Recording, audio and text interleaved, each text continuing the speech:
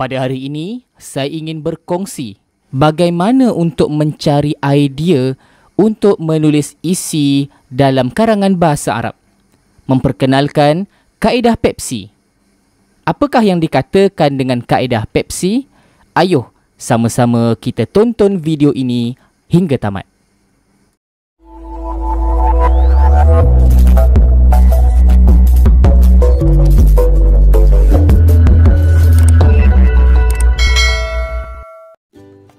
Bismillahirrahmanirrahim.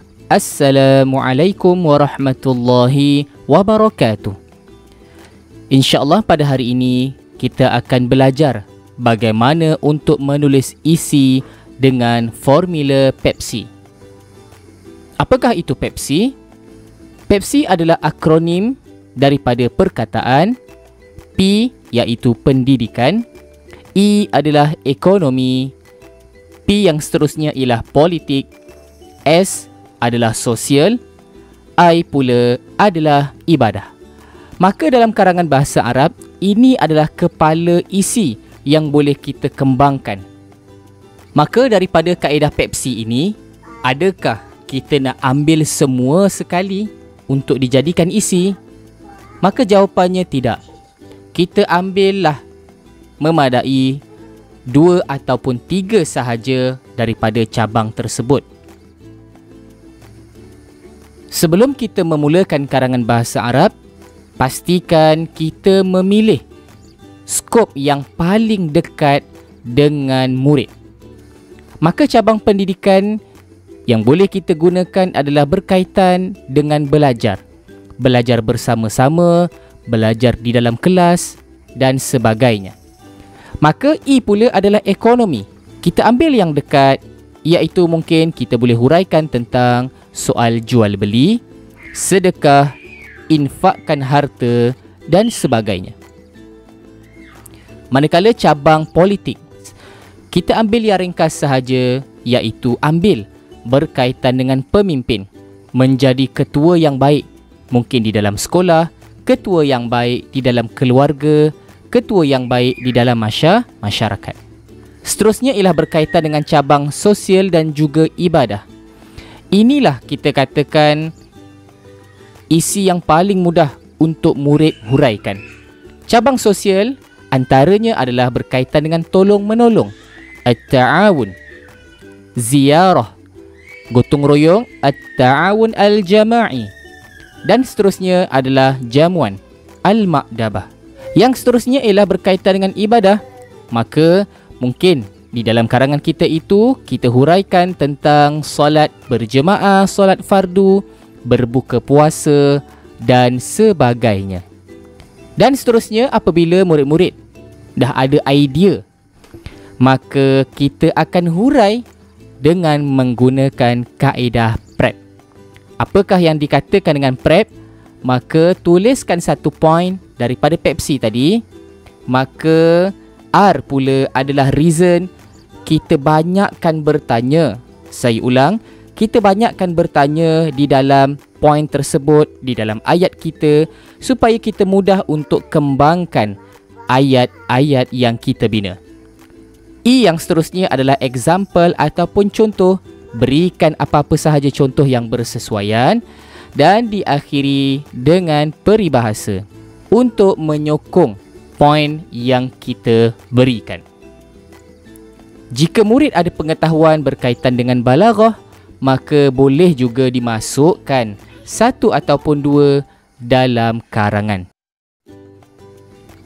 Oleh itu, ayuh sama-sama kita cuba bina di bawah tajuk Mas'uliyatul Ibni Tujahu Usratihi.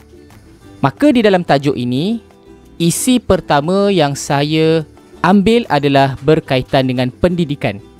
Seperti mana yang saya sebut tadi, apabila melibatkan sahaja pendidikan, kita ambil yang paling dekat dengan murid, iaitu belajar. Maka poin kita adalah ad-dirasatu bil jiddi wal ijtihadi. Maka kita kata sesuailah dengan tajuk tanggungjawab anak terhadap keluarganya, maka belajar dengan bersungguh-sungguh. Selepas kita dapat Pepsi, maka kita hurai. Ini yang paling penting. Maka kita hurai dengan prep, iaitu point, reason, example dan peribahasa. Bagaimana kita nak mulakan ayat untuk menulis isi?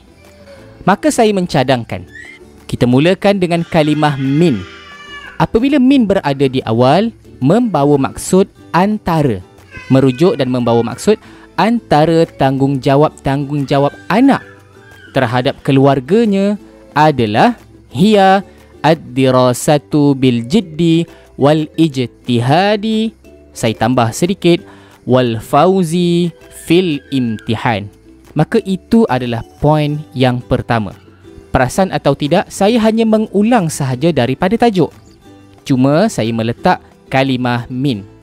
Kemudian kita pergi kepada reason. Daripada poin tersebut kita hurai. Macam mana kita nak hurai?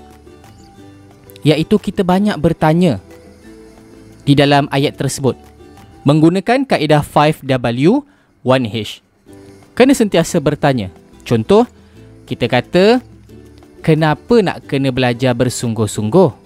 Maka jawapannya ialah inna.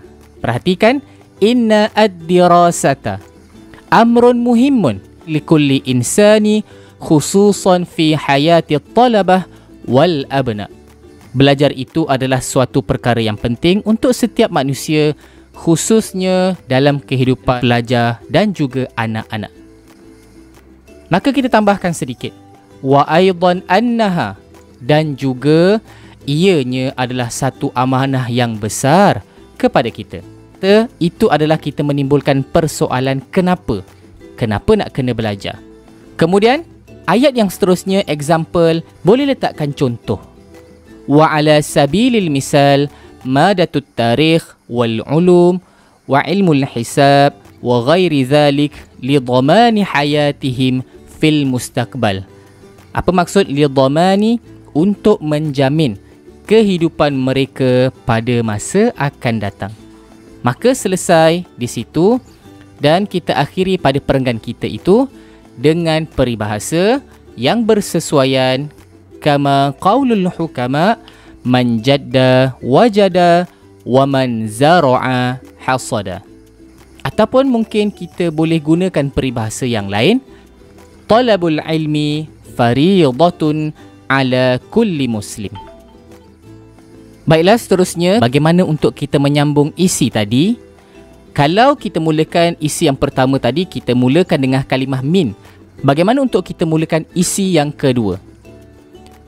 Sebelum itu, saya memilih isi kategori sosial, iaitu yusa'idul walidain fil bait mislu tanzifin nawafiz. Maka saya mulakan, boleh kita gunakan dengan kalimah wasanian. Yang kedua, ataupun yang lebih advance sedikit adalah wal mas'uliyatu tsaniyah. Wal mas'uliyatu tsaniyah, maknanya kita ambil sahaja daripada tajuk, tambah kalimah as-saniyah, iaitu yang membawa maksud dan tanggungjawab yang kedua. Yusa'idul ibnu usratahu fil bait. Anak-anak menolong keluarganya di rumah. Oleh itu kita perlu ingat, iaitu kita nak sebut reason ini dengan kita banyak bertanya. Tanya-tanya dengan menggunakan kaedah 5W1H, iaitu bila, di mana, siapa dan sebagainya. Bila dan di mana anak itu nak menolong keluarganya, imma fi dakhilil bait atau kharijil bait, sama ada di dalam ataupun di luar rumah, fi kulli makanin wa zamanin, dan pada setiap tempat dan juga masa. Maka kita tanya lagi, kenapa nak kena tolong keluarga? Bijani bizalik laqad hasal islamu ummatahu ala musa'adatil walidain. Islam menggalakkan umatnya untuk menolong kedua ibu bapa dan keluarga. Li'annaha, sebab apa? Matlubatun fil islami wa dinina, kerana dituntut dalam Islam dan agama kita. Itulah sebabnya. Maka kita banyak bertanya. Murid-murid sekalian, perhatikan pada ayat laqad hasal islamu ummatahu ala. Ayat ini saya sarankan murid-murid untuk hafal, kerana kita akan banyak menggunakan ayat ini apabila masuk sahaja perenggan yang kedua. Example, kita teruskan dengan yusa'idu ibnun. Yusa'idu ibnun walidayhi mislu tanziful ghuruf al-kathirah wa kinasatul ard wa tartibul kutub wa tabkhul ma'kulati ma'an wa ghairi zalik. Seorang anak menolong ibu bapanya sebagai contoh, membersihkan bilik-bilik yang banyak, menyapu, menyusun buku dan memasak makanan bersama-sama dan sebagainya.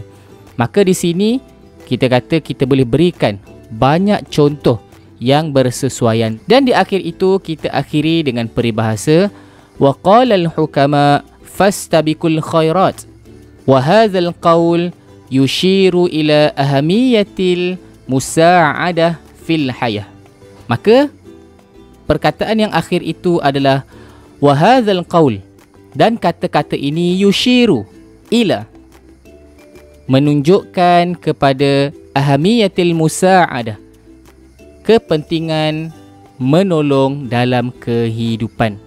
Murid-murid sekalian, perhatikan, ini adalah hasil daripada isi yang pertama dan isi yang kedua. Isi yang pertama sebanyak 57 patah perkataan dan isi yang kedua sebanyak 59 patah perkataan. Baiklah murid-murid sekalian, ayuh sama-sama kita pergi kepada contoh yang kedua di bawah tajuk Al-Mu'amalatul Hasanah Bainat Talabah fil Madrasah, iaitu pergaulan yang baik di antara pelajar-pelajar di sekolah. Maka kita mencari isi dengan kaedah Pepsi. Saya dah sebut dah tadi, cari isi yang berdekatan dengan murid. Maka sudah tentu ada sahaja perkataan murid, maka yang paling dekat dengan kita apa dia? Sudah tentu berkaitan dengan belajar. Maka saya ambil cabang pendidikan iaitu ta'lim wa muraja'atud durus ma'an, belajar dan ulang kaji pelajaran bersama-sama. Setelah kita ambil Pepsi, maka kita hurai isi kita menggunakan kaedah PREP, iaitu point. Sebagaimana yang saya sebut, untuk isi yang pertama kita mulakan dengan kalimah min dan kita ambil sahaja tajuk minal muamalatil hasanati bainat talabah fil madrasah hiya ta'limu wa muraja'atud durusi ma'an.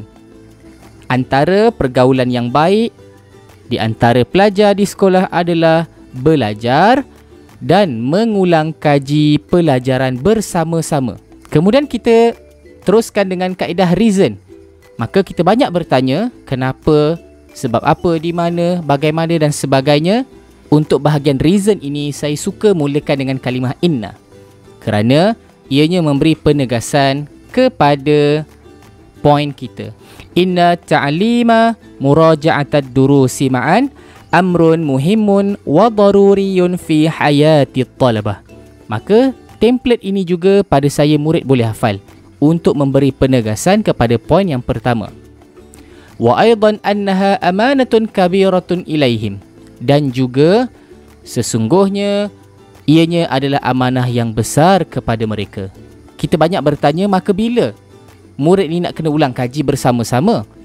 Maka kita tanya dalam ayat ataupun poin kita, kita boleh bina sebagai contoh, fayajibu ala talabah, maka wajib ke atas pelajar ayuraji'u wa yata'allamu ad-durusa ma'an, ulang kaji dan belajar bersama-sama fil madrasah, wa khususan fi waqtil firaq fi ayil maddah, terutamanya pada waktu lapang pada mana-mana subjek.